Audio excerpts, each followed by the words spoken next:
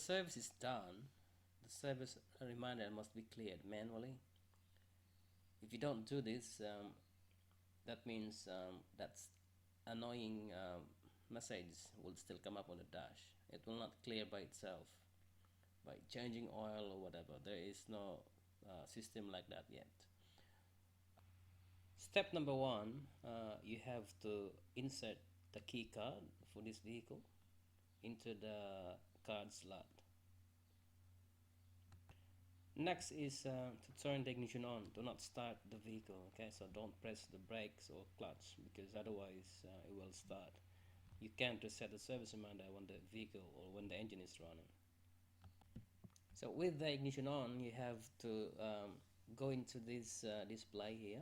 So in order to come up to go into that display, on that mode, you have to toggle the switch. So the reset button is on the right hand side. It's actually connected to the headlight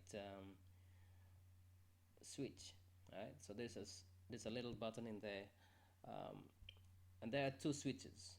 The one on the bottom is A and on the top is B. If you look at the figure, you will see. Now in some cases you have to press A, in some cases you have to press B. For in this case, you have I have to press the B.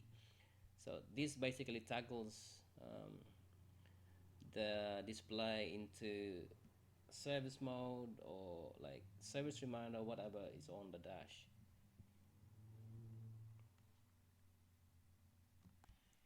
So let's do the reset together. So in this one here, I was pressing the B button.